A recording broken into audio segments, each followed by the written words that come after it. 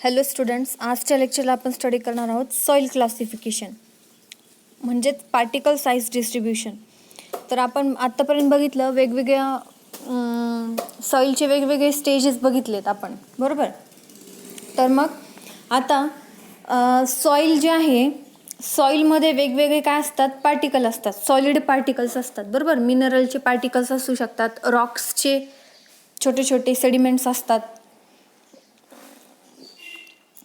तर हे जे पार्टिकल आहेत त्यांची वेगवेगळ्या सायझेसनुसार अवेलेबल असतात.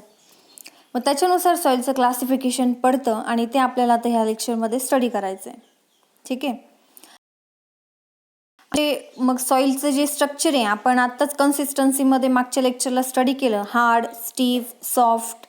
मग हे जे टेक्स्चर आहे सॉईलचं तर ते कशावर डिपेंड असतं, त्याच्यामधल्या असलेल्या पार्टिकल सायझेसवरती डिपेंड असतं, बरोबर. माती एखादी उचलली तुम्ही, आपलं सपोज वाळू घ्या, वाळूमध्ये काय, वाळू हार्ड आहे, स्टीफ आहे, टफ आहे, बरोबर. कारण त्याची पार्टिकल सायझेस काय असतात, मोठे मोठे असतात, गोल गोल दगड असतात त्याच्यामध्ये, गोल किंवा वेगवेगळ्या आकाराचे दगड असतात. पण तेच जर तुम्ही काळी माती घ्या, काळी मातीमध्ये काळी माती जर तुम्ही हातामध्ये घेतली तर ती तुम्हाला मऊ मऊ जाणवेल, सॉफ्ट जाणवेल. का जाणवेल, कारण तिच्यामधले जे काही पार्टिकल सायझेस एकदम फाईन असतात, खूप बारीक असतात, त्यामुळे तुम्हाला तिचं टेक्स्चर काय जाणवतं, सॉफ्ट जाणवतं. मग हे जे सॉईल टेक्स्चर आहे, वेगवेगळ्या सॉईल्सचं टेक्स्चर जे आहे ते कशावर डिपेंड असतं, पार्टिकल, त्यामध्ये असणाऱ्या पार्टिकल सायझेसवरती डिपेंड असतं. मग सॉइल्स टेक्स्चर म्हणजेच काय बघा, texture of a soil is its appearance or feel and it depends on the relative sizes and shape of the particle as well as the range or distribution of those sizes. म्हणजे सॉइलचं जे texture आहे तर ते म्हणजे काय, आपल्याला soil कशी दिसते आणि कशी फील होते. मग हे जे दिसणं आणि तिचं फील होणं जे आहे तर ते कशावर डिपेंड करतं, तिच्यामध्ये असलेले जे काही पार्टिकलचे सायझेस असतील, वेगवेगळ्या सायझेस प्रेझेंट असतील पार्टिकलचे, त्यांचे शेप त्याच्यावर डिपेंड असतं. आणि मग किती साईजचं पार्टिकल्स किती प्रमाणामध्ये आहे, बरोबर. मग त्यांचं जे डिस्ट्रीब्युशन आहे त्याच्यावरती सॉईलचं टेक्स्चर डिपेंड असतं. म्हणजे सपोज वाळू घ्या आणि किंवा मग ब्लॅक कॉटन जरी घेतली तुम्ही तरी ब्लॅक कॉटनमध्ये सपोज थोडे मोठे मोठे दगड असतील त्याचे, बरोबर. पण ते थोड्या प्रमाणात आहे आणि सॉफ्ट सॉईल जे आहे म्हणजे एकदम बारीक फाईन पावडर असलेली जे काही पार्टिकल सायझेस आहेत ते मोठ्या प्रमाणात आहे, तरीसुद्धा तुम्हाला ती माती काय जाणवेल, सॉफ्ट जाणवेल, बरोबर. मग हे जे आहे, मग त्या पार्टिकल सायझेसचं जे काही डिस्ट्रीब्युशन असेल, बरोबर, त्या एका जागेवरती, मग 5 mm डायमीटर असलेले पार्टिकल सायझेसचं किती प्रमाण आहे, मग त्याच्यापेक्षा खाली सायझेसचं किती प्रमाण आहे, असे जे काही डिस्ट्रीब्युशन आहे तर त्याच्यावरती सॉईलचं टेक्स्चर डिपेंड असतं. मग जनरली बघा, सॉईल ही 2 कॅटेगरीमध्ये डिवाइड केली जाते, कोर्स ग्रेन सॉईल आणि फाईन ग्रेन सॉईल, बरोबर. लक्षात असू द्या, कोर्स ग्रेन सॉईल आणि फाईन ग्रेन सॉईल. तर कोर्स ग्रेन सॉईल केव्हा म्हणायचं बघा, कोर्स ग्रेन सॉईल केव्हा, जेव्हा 0.0 पार्टिकलचे सायझेस सॉईलमध्ये जर, या सॉईलमध्ये जर पार्टिकलचे सायझेस 0.075 mm पेक्षा जास्त असतील, बरोबर. जी काय आता तुम्ही जिथून सॉईल सॅम्पल कलेक्ट केले त्या ठिकाणी सगळ्या पार्टिकल सायझेस, जेवढे काही पार्टिकल्स असतील त्या मातीमध्ये, 1 किलोचं सॅम्पल घेतलं सपोज एखाद्या ठिकाणावरून आणि त्याच्यामध्ये तुम्ही जर सिव ॲनालिसिस केलं, सिव ॲनालिसिस म्हणजे वेगवेगळ्या चाळण्यांमधून पास केलं आणि प्रत्येक पार्टिकल साईज हा, जेवढे काही पार्टिकल प्रेझेंट असतील तर त्यात सगळेचे सगळे पार्टिकल हे 0.075 mm पेक्षा जर जास्त असतील त्या मातीमध्ये, तर ती माती कोणती झाली, मग कोर्स ग्रेन सॉईल झाली, लक्षात असू द्या. आणि मग फाईन ग्रेन केव्हा, जेव्हा एखादा सॉईल सॅम्पल घेतल्यानंतर त्यातले पार्टिकल सायझेस हे 0.075 mm पेक्षा कमी असतील तेव्हा मग ती सॉईल काय झाली, फाईन ग्रेन सॉईल झाली. आणि मग कोर्स ग्रेन सॉईलमध्ये पुन्हा डिस्ट्रीब्युशन होतं ग्रॅव्हल आणि सँडमध्ये, आणि फाईन ग्रेन सॉईलमध्ये पुन्हा 2 प्रकार पडतात, सिल्ट आणि क्ले. ठीक आहे. आणि आणखीन एक, मग कोर्स ग्रेन सॉइल्सचं सिव ॲनालिसिस कोर्स ग्रेन सॉइलमध्ये जर आपल्याला पार्टिकल साईज डिस्ट्रीब्युशन ओळखायचं असेल, म्हणजे आता 0.075 mm पुढचे पार्टिकल साईजेस बघायचे आहेत आपल्याला, बरोबर आहेत कोर्स ग्रेन सॉइलमध्ये. मग सपोज 1 mm पार्टिकल साईजेस असतील, काही 2 mm पार्टिकल साईजेस असतील, काही 4 mm पार्टिकल साईजेस असतील, काही 5 mm असतील, 15 mm असतील, कारण 0.075 mm पुढं म्हणजे काही पण असू शकतं, बरोबर. 10 mm डायमीटर असलेले पण पार्टिकल साईजेस असू शकतात. मग ते किती टक्के आहे याचं ॲनालिसिस करण्यासाठी जी मेथड यूज केली जाते कोर्स ग्रेन सॉइलसाठी तिला म्हटलं जातं सिव ॲनालिसिस. आणि जर फाईन ग्रेन सॉइलचं पार्टिकल साईज डिस्ट्रीब्युशन आपल्याला ओळखायचं असेल, म्हणजे 0.075 mm पेक्षा कमी, म्हणजे सपोज 0.025 mm चे किती टक्के पार्टिकल्स आहेत ते आपल्याला काढायचे. 0.001 mm चे किती पार्टिकल आहेत ते आपल्याला काढायचे. तर फाईन ग्रेन सॉइलसाठी तर म्हणजे हे काढतो आपण, त्याला म्हणतो पार्टिकल साईज डिस्ट्रीब्युशन. मग ते जर काढायचं असेल तर त्याच्यासाठी जी मेथड यूज केली जाते तिला म्हटलं जातं हायड्रोमीटर ॲनालिसिस. तर लक्षात ठेवा, हा एक महत्त्वाचा पॉईंट आहे. कोर्स ग्रेन सॉइलसाठी पार्टिकल साईज डिस्ट्रीब्युशनला कोणती मेथड यूज केली जाते? Sieve analysis. आणि फाईन ग्रेन सॉइलसाठी पार्टिकल साईज डिस्ट्रीब्युशन करण्यासाठी कोणती मेथड यूज केली जाते? Hydrometer analysis. किंवा दुसऱ्या याच्यामध्ये सांगू शकता तुम्ही, जे पार्टिकल साईजेस 0.075 mm पेक्षा जास्त आहेत त्यांचं पार्टिकल साईज डिस्ट्रीब्युशन ओळखण्यासाठी सिव ॲनालिसिस यूज केली जाते.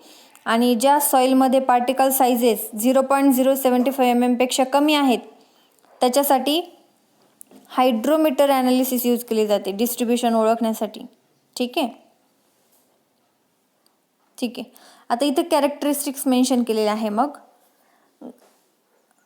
ग्रॅव्हल आणि सँड कोर्स ग्रेनमध्ये येतं, सिल्ट आणि क्ले फाईन ग्रेनमध्ये येतं.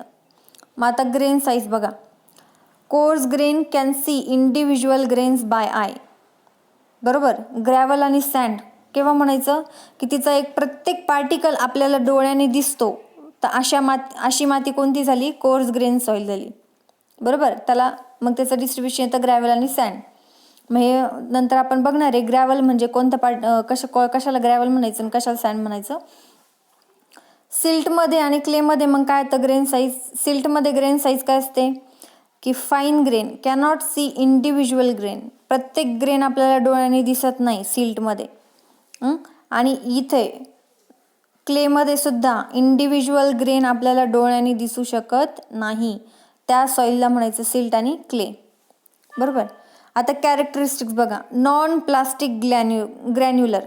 आता नॉन प्लास्टिक ग्रॅन्युलर आहे ग्रॅव्हल आणि सँड.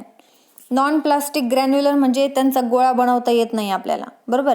म्हणजे पाणी ॲड केलं तर त्याचा बॉल बनवता येणार नाही. तसं सिल्ट आणि क्ले या दोन्ही सॉईलचा आपल्याला गोळा बनवता येऊ शकतो, पण त्याच्यामध्ये कोणती? प्लास्टिक क्लेचा बनवता येईल.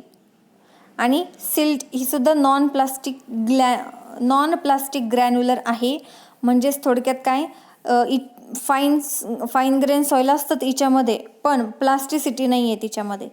प्लास्टिसिटी म्हणजेच काय, आपल्याला बॉल बनवता येऊ शकतो, बॉल बनवता येत नाही, किंवा तो जो बनवलेला बॉल आहे तो स्मूथली बनवून होणार नाही. तर ती सॉईल कोणती झाली? सिल्ट झाली. आता पुढे बघा. Effect of water on engineering behaviour. मग जेव्हा तुम्ही ग्रॅव्हल आणि सँडमध्ये पाणी ॲड करणार किंवा पाणी ॲड होईल तेव्हा ते कसे बिहेव करणार बघा.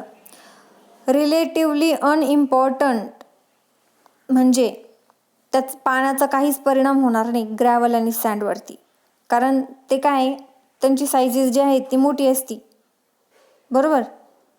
मोठी असती म्हणजे 1 mm 2 mm चे साईजेस असतात. मग ते काय, थोडक्यात वाळू असती. ग्रॅव्हल आणि सँड म्हणजेच काय, वाळू असती. आणि तुम्हाला माहिती आहे पाणी जरी आलं तरी वाळूमधून ते वाहून जाईल, बरोबर.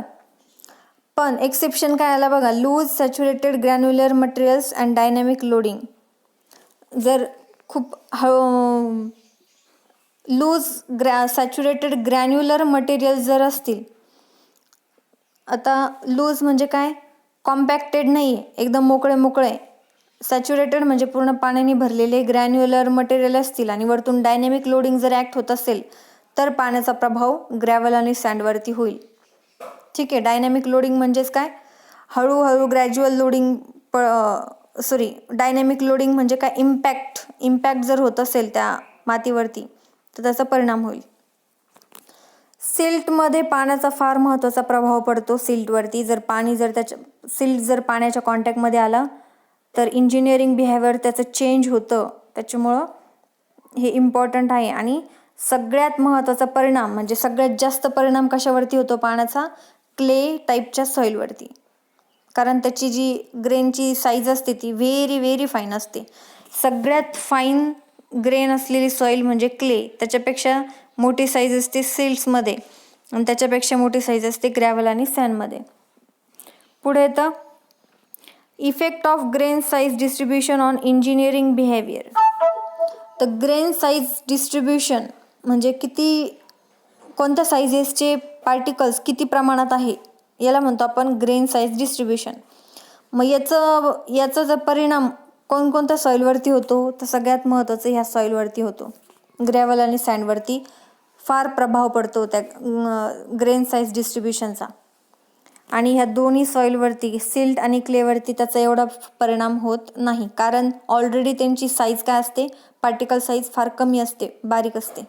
मग तो कसा परिणाम होईल, ह्या दोन्हींचा कसा परिणाम होतोय ह्या तिघांवरती ते आपण नेक्स्ट युनिटमध्ये स्टडी करणार आहोत. ते म्हणजे परमिॲबिलिटी. ठीक आहे. तर त्यावेळेस तुम्हाला हे पॉईंट्स लक्षात येतील की पार्टिकल साईजमुळं मातीवरती काय काय परिणाम होतात. मग आपण स्टडी करूया आता ग्रेन साईज आणि ग्रेन साईजचं डिस्ट्रीब्युशन. ठीक आहे. ग्रेन साईज म्हणजेच काय तर पार्टिकल साईज म्हणतात आपण त्याला. ठीक आहे. Size of particles that make up soil vary over a wide range. Soils are generally called gravel, sand, silt or clay depending on the predominant size of the particles within the soil. आता predominant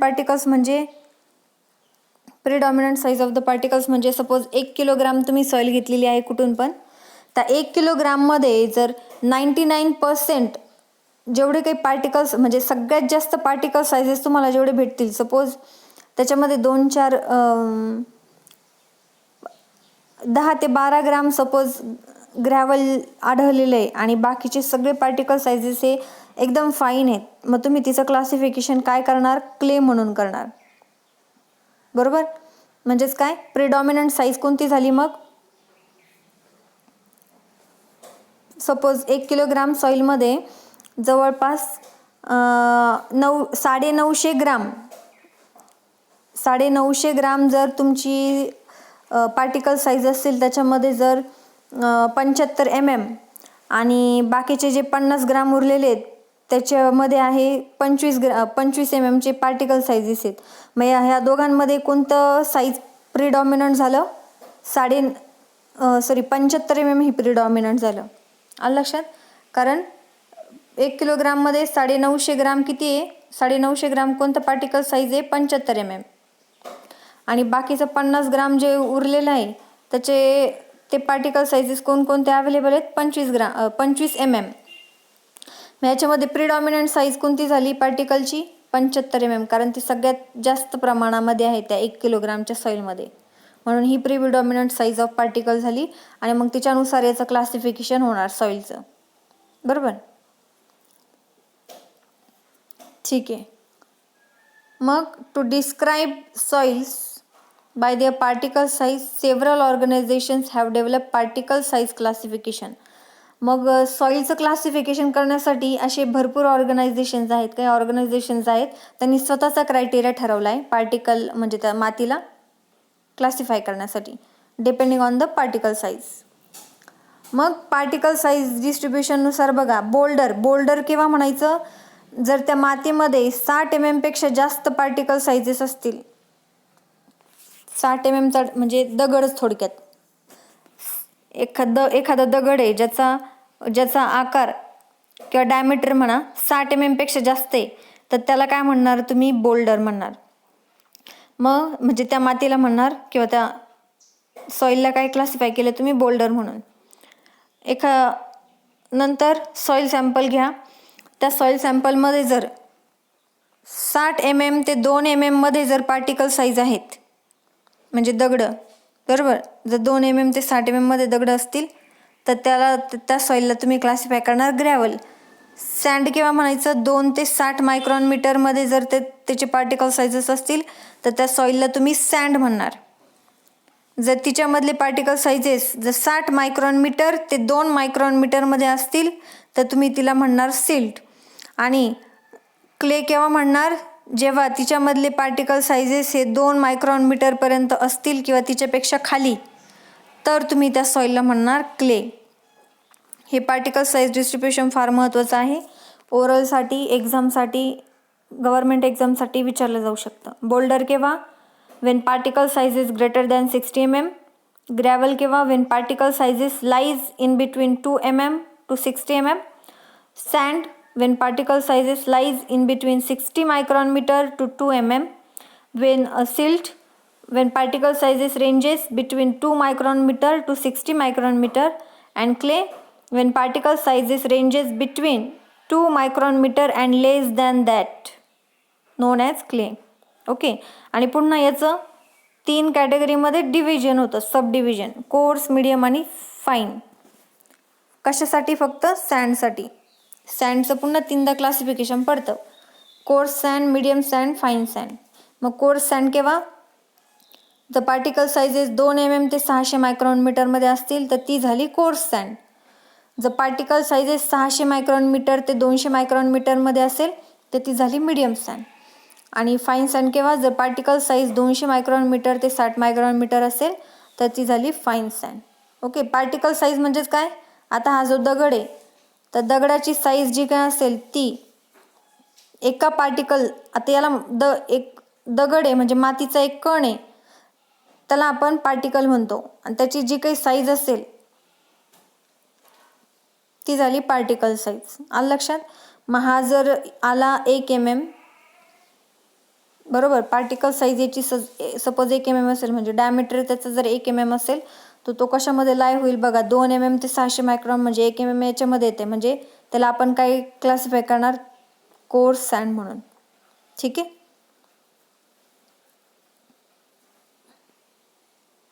मग इथं बघा असे काही institutes आहेत, वेगवेगळे organisation आहे, त्यांनी आपापल्या कॅटेगरीनुसार काय केलेलं आहे? सॉईलचं क्लासिफिकेशन केलेलं आहे सायझेसचं.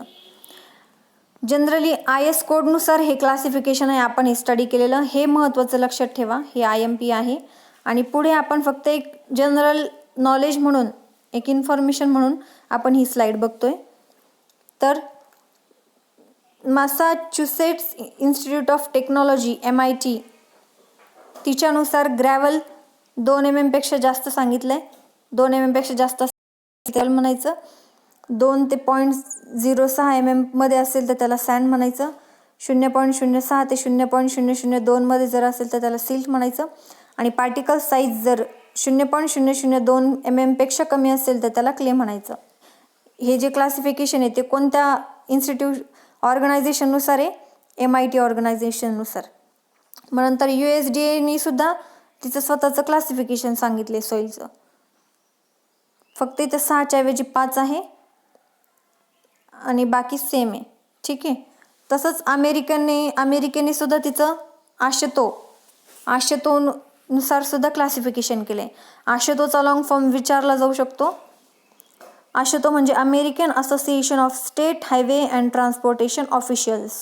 समटाईम्स इंडियन स्टँडर्ड म्हणजे IS कोड आणि आशेतो हे दोन्ही आपल्याला रेफर करण्यासाठी विचारले जातात सॉईलचं. त्याच्यानुसार हे क्लासिफिकेशन आहे. ग्रॅव्हल कशाला म्हणायचं, सँड कशाला म्हणायचं, सिल्ट आणि क्ले कशाला म्हणायचं, हे आशेतोनुसार आहे. ठीक आहे. आणि शेवटचं येतं unified soil classification system, USCS असं शॉर्टकट. आणि त्याच्यानुसार मग ग्रॅव्हल कशाला म्हणायचं, सँड केव्हा म्हणायचं आणि सिल्ट क्ले केव्हा म्हणायचं, हे तिच्यानुसार क्लासिफिकेशन पडतं. आणि आपण नॉर्मली हे यूज करतो की 75, आता 0.075 म्हणजे 75 मायक्रॉनपेक्षा खाली असेल तर त्याला म्हणायचं सिल्ट आणि क्ले. 75 मायक्रॉनपेक्षा जास्त असेल तर त्याला म्हणायचं सँड, आणि 4.75 mm पेक्षा जास्त असेल तर त्याला म्हणायचं ग्रॅव्हल. आणि ही जी चौथी सिस्टीम आहे ती आपण यूज करतो ग्रेन साईज डिस्ट्रीब्युशनसाठी. पुढं सिव ॲनालिसिससाठी आपण यूज करणार आहोत. मग ग्रेन साईज बघा, ग्रॅव्हल केव्हा म्हणायचं, USCS नुसार 4.75 पेक्षा जास्त ग्रॅव्हल साईज असेल तर ग्रॅव्हल. सँड केव्हा, 75 मायक्रॉन ते 4.75 मध्ये सँड. सिल्ट केव्हा, 0.002 mm ते 0.075 mm मध्ये जर असेल तर सिल्ट, आणि त्याच्यापेक्षा कमी असेल तर क्ले म्हणायचं. आणि BS ब्रिटिश स्टँडर्डनुसार हे ग्रॅव्हल, सँड, सिल्ट आणि क्लेचं डिस्ट्रीब्युशन सांगितलेलं आहे. ठीक आहे. आणि आपण यूज कोणतं करणार आहोत, USCS, United state classification system. ठीक आहे, unified soil classification system. Unified soil classification system आपण महत्त्वाची, आपल्याला गरजेची आहे आपल्या स्टडीसाठी. ओके. मग याच्यानुसार काय केलं जातं, मग particle size distribution curve draw केली जाते, ज्याच्यामध्ये एक्स ॲक्सिसला असतं पार्टिकल डायमीटर MM मध्ये आणि वाय ॲक्सिसला असतं त्याचं पर्सेंटेज फायनर. मग हा ग्राफ केव्हा मिळतो आपल्याला, आपण सिव ॲनालिसिस केल्यानंतर. आणि हा जो ग्राफ आहे तो फक्त कोणासाठी आहे, कोर्स ग्रेन सॉईलसाठी आहे, फाईन ग्रेनसाठी नाही. म्हणजेच थोडक्यात फाईन ग्रेन आणि कोर्स ग्रेन दोन्ही मिळून आहे हा ग्राफ. पण हा ग्राफ केव्हा ऑब्टेन होईल, जेव्हा त्यांचं सिव ॲनालिसिस होईल.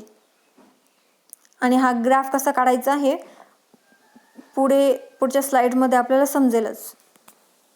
ठीक आहे. मग बघा इथं दिलेलं आहे क्ले 0.002 पर्यंत क्ले म्हणायचं, सिल्ट कुठपर्यंत म्हणायचं याच्यानुसार 75 मायक्रॉन पर्यंत, आणि हे कुठे सांगितलं 4.75 पर्यंत सँड, आणि त्याच्या पुढं ग्रॅव्हल. ठीक आहे. त्याच्यानुसार बघा एस कर्व आपल्याला मिळालेली आहे जेव्हा सिव ॲनालिसिस करतो आपण तेव्हा.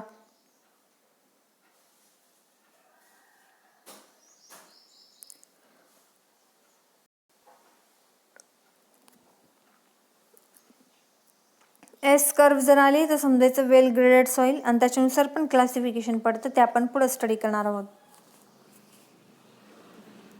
ठीक आहे. आता महत्त्वाचं बघा इथं स्टडी करा, महत्त्वाचे पॉईंट्स आहेत इथे.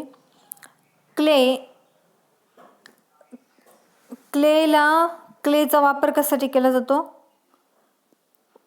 मटेरियलला क्लासिफाय करण्यासाठी, मटेरियलचे जे काही सायझेस आहेत त्याला क्लासिफाय करण्यासाठी क्लेचा यूज केला जातो. आता क्लेमध्ये एक कोहेजन प्रॉपर्टी असते. कोहेजन आणि अढेजन ह्या दोन गोष्टी तुम्ही केमिस्ट्रीमध्ये स्टडी केलेला असेल.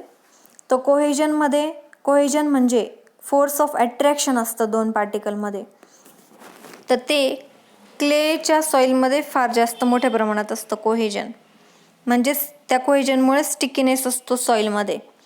माती ॲड केल्यानंतर ते जे पार्टिकल सायझेस आहेत ते एकमेकांना फार घट्ट धरून असतात, बरोबर. स्टिकीनेस असतो क्ले सॉईलमध्ये. ग्रॅव्हलची आता काही प्रॉपर्टीज इथं दिलेल्या आहेत, जनरल प्रॉपर्टीज. ग्रॅव्हलची परमॅबिलिटी ही mm/s मध्ये मोजली जाते. क्लेची परमॅबिलिटी ही 10⁻⁻7 mm/s एवढी असते किंवा त्याच्यापेक्षा कमी असते परमॅबिलिटी. कॉम्प्रेसिबिलिटी जी आहे सॉईलची ती पार्टिकल साईज जर कमी झाले तर ती इन्क्रीज होते. कॉम्प्रेसिबिलिटी, पार्टिकल साईज जेवढे कमी तेवढी तिची कॉम्प्रेसिबिलिटी इन्क्रीज होणार. आणि परमॅबिलिटी उलट असतं, पार्टिकल साईज जर कमी झाले तर परमॅबिलिटी डिक्रीज होते. परमॅबिलिटी म्हणजे काय आणि कॉम्प्रेसिबिलिटी म्हणजे काय हे एक बघूया आपण. कॉम्प्रेसिबिलिटी म्हणजे बघा, आता हे कंटेनर आहे, याच्यामध्ये मी मोठे मोठे बोल्डर्स घेतले. म्हणजेच काय, इथं गॅप भरपूर होणार, दोन पार्टिकलमध्ये गॅप भरपूर राहणार. जेव्हा याला कॉम्प्रेस करू ते कॉम्प्रेस इझिली होणार नाही. का होणार नाही, कारण यांचे पार्टिकल साईजेस काय आहेत, भरपूर मोठे आहेत, बरोबर. ते फक्त एक तर जागेवरून सरकतील पण ते कॉम्प्रेस होणार नाही. याच्या व्यतिरिक्त सेम हे घेतलं आणि एकदम फाईन माती घेतली, एकदम बारीक माती घेतली, ती भरली पूर्ण सगळीकडे. लूजली टाकली आपण, एकदम फ्रीली टाकली. ठीक आहे, आता एवढं मी भरत नाही आहे पूर्ण. आता समजून घ्या पूर्ण हा कंटेनर मातीने भरलेला आहे, बरोबर. आणि जेव्हा तुम्ही त्याला कॉम्प्रेस करणार, वरतून दाबणार, तेव्हा ते सगळे पार्टिकल्स काय होणार, एकदम जवळ जवळ येणार आणि कॉम्पॅक्ट होणार, बरोबर. एकदम कॉम्पॅक्ट होणार म्हणजे त्यातली जी हवा आहे ती निघून जाणार आणि इथं मोकळं राहणार सगळं. इथं वरती काय आहे, मोकळं राहणार. म्हणजे अशा पद्धतीने होईल ते, बरोबर. म्हणजे थोडक्यात काय झाली, पार्टिकल साईज कमी होती म्हणून ती काय झाली, इझिली कॉम्प्रेस झाली सॉईल. आणि पहिल्या केसमध्ये काय, पार्टिकल साईज मोठी होती म्हणून इझिली कॉम्प्रेस झालं का, नाही. म्हणजे कॉम्प्रेस जरी झालं असेल तरी ते खूप कमी प्रमाणात होईल, यातले वॉइड्स भरले जाणार नाही. तर ही कॉम्प्रेसिबिलिटी. परमेबिलिटी म्हणजे काय बघा, आता सेम मी घेतलं, इथं मोठे पार्टिकल साईजेस घेतले, बोल्डर्स. जेवढे पार्टिकल साईजेस घेऊ मोठे, तेवढा मोठा जास्त गॅप राहतो दोन पार्टिकलमध्ये, बरोबर. आणि जेवढी फाईन पावडर घेऊ तेवढा कमी गॅप राहतो. म्हणजे जेवढी फाईन सॉईल घेऊ तेवढा कमी गॅप असतो दोन पार्टिकल साईजमध्ये, बरोबर. जेव्हा आपण याच्यामध्ये पाणी ॲड करणार, पाणी ॲड केल्यानंतर काय होणार, इझिली याच्यातून फ्लो होणार, डायरेक्टली पटकन फ्लो होणार. कारण गॅप भरपूर आहे, कारण मोठे मोठे साईजेस आहेत पार्टिकलचे. तेच ह्या ठिकाणी काय होतंय, पार्टिकल साईजेस खूप फाईन आहेत, त्याच्यामुळं दोन पार्टिकलमध्ये जी जागा आहे त्याला आपण व्हॉइड्स म्हणतो, ते व्हॉइड्स काय असणार, कमी असणार. त्यामुळे जेव्हा तुम्ही याच्यामध्ये पाणी ॲड करणार तेव्हा खूप स्लोली ते पाणी काय होणार, वरतून खाली खाली मूव्ह होणार. म्हणजेच थोडक्यात काय झाली, ही परमॅबिलिटी. म्हणजे याच्यामध्ये परमॅबिलिटी जास्त आहे, याच्यामध्ये परमॅबिलिटी कमी आहे. मग परमॅबिलिटी केव्हा वाढेल, जेवढी बोल्डरची साईज वाढेल तेवढी परमॅबिलिटी वाढेल. आणि जेवढी पार्टिकलची साईज कमी असेल तेवढी परमॅबिलिटी कमी होईल. आलं लक्षात. मग सीव साईजेस, मग US स्टँडर्डनुसार, युनिफाईड सॉईल स्टँडर्डनुसार सीव नंबर आणि त्याच्यानुसार त्याचे ओपनिंग्स दिलेले आहे. सीव म्हणजे आपली चाळण, सगळ्यांनी घरातली चाळण बघितली असेल, बरोबर. तर तिला काय असतात, छिद्रे असतात, होल असतात, बरोबर. मग त्या होलचा जो काही डायमीटर आहे,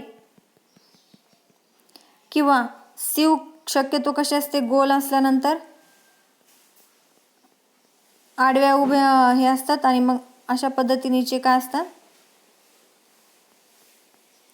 मग हा जो चौकोन आहे त्याचा जो काही ओव्हरऑल डायमीटर असेल किंवा ओपनिंग असेल, ती म्हणजे झाली ओपनिंग इन MM, बरोबर. एका मेशची ती जी काही एक ओपनिंग घेतली, त्या एक ओपनिंगचं काय ओव्हरऑल साईज आहे ती म्हणजे ओपनिंग, आणि त्याच्यानुसार मग सीव नंबर दिलेले असतात. मग ही सीव आहे, तिच्यामध्ये हा जो आहे चौकोन, याची जर साईज 4.75 mm असेल तर तिला सीव नंबर काय देणार, 4 mm असेल तर तिला सीव नंबर म्हणतो 5, 3.35 असेल तर तिला सीव नंबर म्हणणार 6.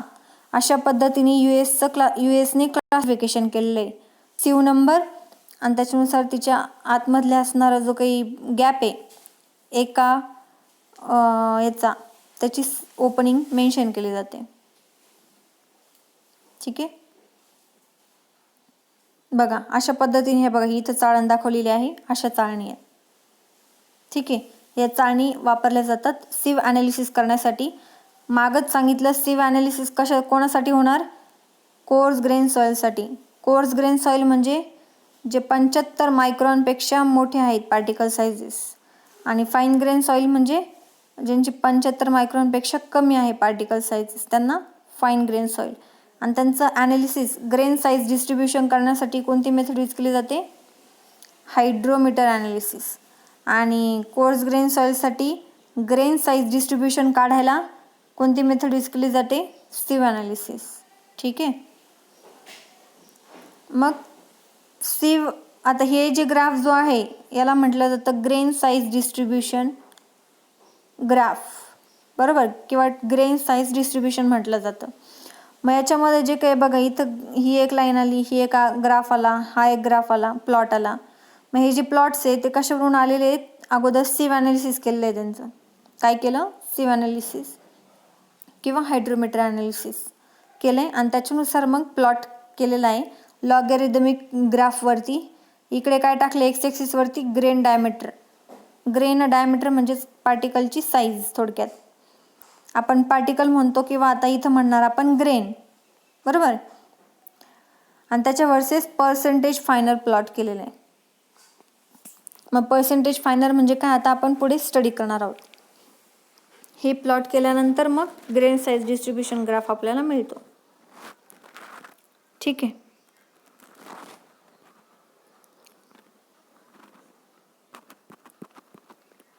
तर सिव ॲनालिसिस म्हणजे काय, तर हे आता हा जो ग्राफ आहे तो समजून घेण्यासाठी सिव ॲनालिसिसची जी प्रोसिजर आहे तर ती आपण नेक्स्ट चॅप्टरमध्ये कंप्लीट करणार आहोत आणि त्याच्यानुसार मग तुम्हाला हा ग्राफ काय होईल पूर्ण समजून जाईल. ठीक आहे. थँक्यू.